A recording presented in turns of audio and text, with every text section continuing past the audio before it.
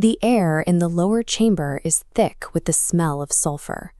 The party is deep into a desperate fight against Frastusius, throwing every resource they have at him. But the devil shrugs off the damage, laughing as the attacks fail to leave a mark.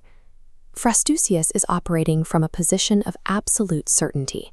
He has already secured the soul of the alchemist Beau Buffet, locking it into an infernal contract bound for the archdevil Lady Glacia. As far as he is concerned, the outcome is settled.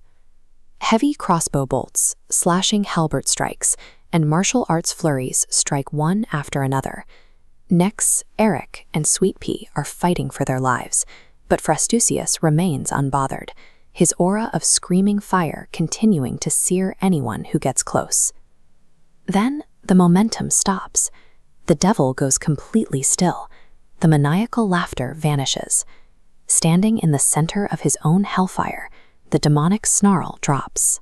For the first time, Frastusius speaks with the cadence of a mortal man, quiet, stunned, and stripped of his previous arrogance. He realizes his mistake out loud. He tells the party he did not position the prophet of chaos. He himself had been positioned. The battle ends without a killing blow. Instead, it concludes with the realization that the devil was never the architect of this encounter. He was a piece on a much larger board.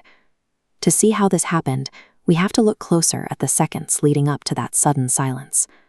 While the devil is frozen in shock, Nyx Chakrock catches a sound that isn't part of the battle. It's a rasping, unseen whisper. The voice says a single word: ours. It's the same voice from Nyx's previous visions, suggesting the true mastermind has been following the party's every move. There is also the devil's behavior. Typically, pit fiends operate within rigid law and ironclad contracts. But in Thundercar, Frastusius pushed the city toward unpredictable chaos, actions defying the very nature of infernal order. Jory Undercloak notes this contradiction after the fight, pointing out that chaos is a strange specialty for a creature bound by infernal law. The devil was fulfilling his contract for Beau's soul, but his other activities were being guided by a different force, one that values the breakdown of systems rather than their maintenance. Then there is the timing of his departure. The instant Frastusius understands he's been used, he is no longer allowed to remain on the board. He is engulfed in an eruption of sulfurous fire. He is reclaimed, screaming as he vanishes before he can explain the situation to the party.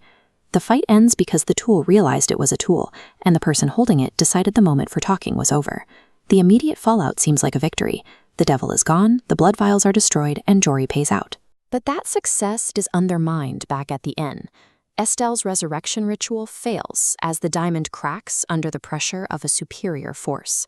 Beau wakes just long enough to confirm that he is still property of the Hells.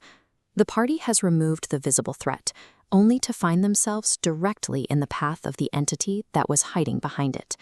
That single whispered word, ours, suggests a claim of ownership.